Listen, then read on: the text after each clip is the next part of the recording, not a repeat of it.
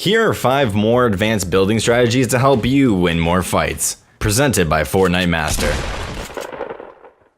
This video covers 5 more advanced building strategies to help you gain the upper hand against skilled players.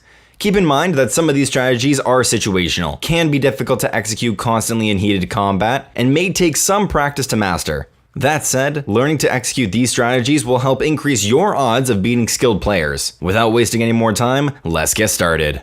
This first strategy is a cool way to peek out of a 1x1 while only exposing a small portion of your body. You can create a small area in the bottom corner of a window that you can shoot out of, with a unique combination of edits.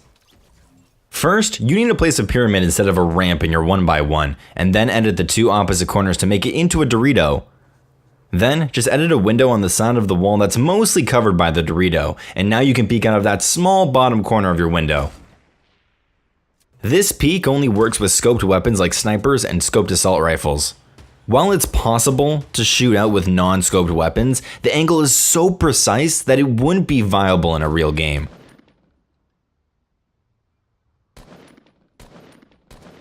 It's also important to recognize that this peek doesn't make you invulnerable to enemy shots, as they can shoot you through the same small corner if they spot it. The type of material you use is a big factor on how visible you are to your enemy. Using wood, for example, will create a larger corner to peek out of, but will make it easier for the enemies to see you. Using brick will create a much smaller corner to peek out of, making it harder for the enemies to see you, but also making it harder for you to get an angle on the enemy. We would stay away from using metal for this peek, because the angle required to shoot out of the corner is extremely finicky. 90s are what players call quick 90-degree turns that can be used to gain high ground. They originated when Playground came out and pros started 1v1ing each other. It wasn't long before they figured out the player who could get the height the fastest had a big advantage, and 90s were found to be faster than any other turn in terms of getting high ground. The one thing about 90s is that they're actually harder to master than most other turns. They require precise mouse movement and accurately clicking a sequence of keys to execute flawlessly, and the faster and more precise you are, the quicker your 90s will be. At the basic level, 90s are pretty simple. You need to place 2 walls, a floor, and a ramp, then rinse and repeat. However, there are a ton of small mechanical adjustments and techniques that you can use to execute your 90s faster and more consistently. Our first tip for improving your 90s is to make sure you position yourself on the side of your ramp and hold W to run forward the whole time. Don't let go of that key. You shouldn't need to stop moving at all when doing your 90s. If you do, it's a sign that you need more practice. The second tip is to whip your cursor downward right when you're going to place your floor and ramp. This will help you avoid trapping yourself with another floor above or wasting mats by placing an extra ramp that's unneeded. You want your cursor to be below the middle of the wall you're facing before placing your floor and ramp. It's also a good idea to switch back to your wall immediately after placing a floor and ramp so you don't accidentally place another floor when you look up. Third, 90s are most effective when done 2 or 3 times in a row. 3 is typically the max because you will get jump fatigue with any more. To avoid jump fatigue, you can do 90s without jumping, but that makes them even harder to execute well. So practice in intervals of 3 and then ramp up to reset your jump fatigue before doing another 3. Once you get the hang of it, we would recommend trying to incorporate a 3rd wall into your 90s to make the overall structure a little bit more secure. This will make it so your structure is held up by an extra wall and will take noticeably longer to shoot out. 180s are a more common strategy for gaining high ground. You'll see players do this all the time after double ramping, 1 below and 1 above, to retake high ground. Even though most players know how to do this, there are some ways to make your 180 safer and more secure. Our first recommendation is to make sure you're always placing a floor in your 180s. This puts an extra layer between you and anybody who might want to spray you out from underneath, giving you time to react instead of getting shot out and falling down. Another thing to think about is when you're leaving yourself exposed and how to minimalize it. A big mistake I see a lot of players make when they're trying to retake the high ground is leaving themselves vulnerable for a split second before they can complete their 180 turn. And if you're facing a skilled player, that split second is usually long enough for them to get a quick shotgun shot off. There are a couple of ways to counteract this. You can focus on starting the 180 turn as early as possible, meaning start placing walls and turning as soon as you're close enough to place the first wall.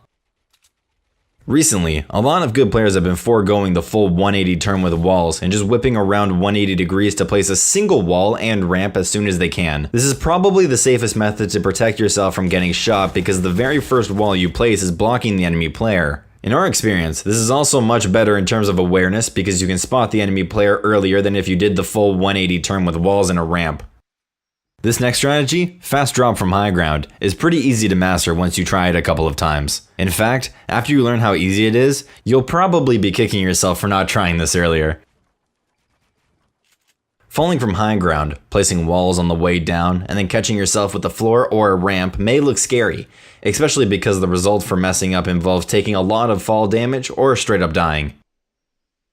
Luckily, there are two ways to make sure you almost never mess this up. The first and most important tip is to ensure that you're looking almost straight down when you walk off the edge. This ensures that your walls and ramps always place in the correct spot. The most common mistake I see people make is look straight ahead, causing them to miss a wall placement or accidentally place their floor or ramp above themselves while falling. The second tip is simple. Use ramps instead of floors to catch yourself. Ramps give you a lot more leeway to catch yourself because you can land on the bottom part of your ramp if you mess up a little bit. With floors, if you misplace them, it's much easier to just fall off.